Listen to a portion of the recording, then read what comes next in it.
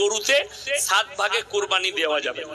যারা বলছে ভুল মাসলা বলছে, একটা গরুতে 7 ভাগে কুরবানি দেওয়া যাবে, অসুবিধা নেই। তবে সাবধান, আপনি দেখবেন যে কুরবানি দিচ্ছে তার যেন নিয়ত খারাপ না হয়। কুরবানি মানে হচ্ছে ত্যাগ, আপনাকে ত্যাগ করতে হবে। আমাদের দেশের গোলমাল, 7 জন মিলে কুরবানি দিচ্ছে, সে গোস্ত কাটতে কাটতে ভালো খান্ডাটা লুঙ্গির তলায় যেন না চলে যায়, এইটা গোলমাল। ওজন করে মাংস বিলি ভাগ করবেন, ওজন করে একদম দাঁড়িতে ধরে। যদি বলেন কেন, এই পরিস্থিতিতে, সমাজের পরিস্থিতিতে 7 জন যদি ভাগিদার থাকে আর মাংসগুলো যদি ধরলেন 3 জন মিলে একটা গরু কুরবানি দিয়েছেন, ভাগ করছেন, 3টে ভাগ করছেন।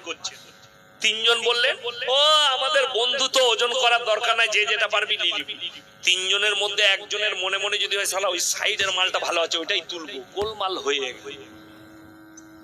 ওই জন্য ওজন করো, যদি 1 টুকরো কলজে বেঁচে যায় সেটাও 3 টুকরো করে ভাগ করো, ওজন করে।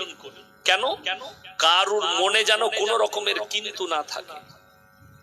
কুরবানি মানে হচ্ছে ত্যাগ। কুরবানির নামাজ পড়ুন, বাপের সঙ্গে কথা নাই, বাপের হাতটা ধরে টিপে নিজের বাড়িতে নিয়ে আসুন। মায়ের সঙ্গে ঝগড়া হয়েছে, ক্ষমা চান, মা এসো আমার বাড়ি।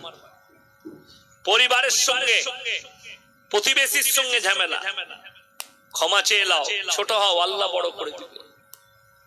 ওই জন্য ভাই, কে জিতেছে কে গদিতে বসেছে জানি না, আল্লাহ যাকে চাইবে তাকে অপদস্থ করবে, আল্লাহ যাকে চাইবে তাকে ইজ্জত দিবে। কোরআনে আছে ওয়াতু ইজ্জু মান তাশা ওয়াতু দিল্লু মান তাশা। বড় অহংকার করেছিল, আপকি বার 400 পার স্লোগান ছিল। মুসলমান के पास से सब छीन लिया जाएगा। দিল্লিতে ডাইরেক্ট হায়দ্রাবাদে মসজিদের দিকে ইশারা করে তীর ছুড়ার মতো ইশারা করেছে कि हम आएंगे तो मस्जिद को तोड़ेंगे। अल्लाह तुमको ही तोड़ दिया, अल्लाह तुम्हारे घमंड को तोड़ दिया। আর কি বলবো, আমাদের কাছে আবার আমাদের খাস লোক এসে দাঁড়িয়েছে। কে? দিলীপ বাবু।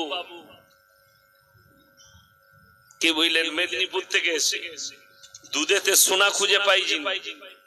আমি দোয়া করেছিলাম আল্লাহ এই লোকটাকে হারিয়ে দাও, আল্লাহ কবুল করেছে, আল্লাহ কবুল করেছে। বড্ড ভাষা খারাপ, মারাত্মক ভাষা খারাপ, আল্লাহ বেজ্জতি করেছে। তুমি চিন্তা ভাবনা করো, যারা ইসলামকে মিটানোর স্বপ্ন পৃথিবীতে দেখেছে তার দিকে আল্লাহ মিটিয়ে দিয়েছে। যারা মসজিদ মাদ্রাসাকে মিটানোর স্বপ্ন দেখেছে আল্লাহ তাদেরকে মিটিয়ে দিয়েছে, কিন্তু মিটাতে পারে। আমার ভাই, এই মাদ্রাসা কিয়ামত পর্যন্ত কায়েম থাকবে। এই আমাদের দোয়া, আমাদের মেহনত, উলামাদের মেহনত, মুসলিম সমাজের মেহনত। আপনাদিকে বলে যাই, নামাজি হন, আল্লাহমুখী হন। মায়ের দিকে বলবো বাড়িতে তারবিয়াত নিয়ে আসুন, নিজেদের মধ্যে আখলাক নিয়ে আসুন।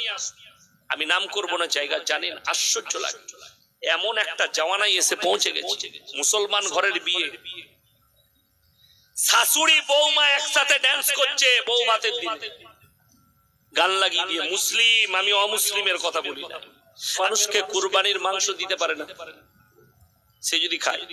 বর্তমান ভারতের পরিস্থিতিতে দেওয়া যাবে না, তার কারণ আপনি একটা আদিবাসী লোককে মাংস দিলেন, সে চিকচিকি করে মাংস নিয়ে যাচ্ছে। দেখা গেল চিকচিকিটা ফেটে কোনো মন্দিরের সামনে ফেটে মাংসটা পড়ে গেল, সে বালির সাথে মিশে গেছে বলে আর লাইনি, সে পালিয়ে গেল। সে তো মাথা বুঝেই না, তার মধ্যে তো জ্ঞান নেই। কিছু অশুভ লোক বললে এটা মুসলিমরা ফেলে গেছে, দিয়ে হিন্দু মুসলিমের মধ্যে একটা বিভেদ সৃষ্টি। এই জায়গাটাকে অ্যাভয়েড করার জন্য তাদেরকে রান্না করে খাওয়ান, কিন্তু মাংস কাঁচা দিবেন। এই জায়গাটাকে অ্যাভয়েড করার জন্য, এটা আমাদের আলেমদের মেসেজ। এটা কিন্তু ফতোয়া নয়, ফতোয়া হচ্ছে সবাইকে মাংস দিতে পাবে, যেই খাবে তাকেই খাওয়ান। ফিল্মের আর্টিস্ট, তাকে চণ্ডীগড় এয়ারপোর্টে একটা ভারতের জওয়ান, মিলিটারি জওয়ান মেয়ে ছেলে, তার গালে এক চর মেরেছে, এমন চর মেরেছে 5টা আঙ্গুলের দাগ বসেছে, তাকে সাসপেন্ড করা হয়েছে। আমি বলেছি अरे उनका पता दे तो हम 5,000 रुपया इनाम भेजेंगे इंशाल्लाह उनको इसको झप्पड़ मारे अनेक जन कमेंट করছে থাপ্পড় মারাটা ঠিক হয় না যে মেয়েটা বলবে कि 100 रुपया में बहन बेटी लोग बिक गई है ওকে চর তো দূরের কথা বহুত ছোট চর মেরে দিয়েছে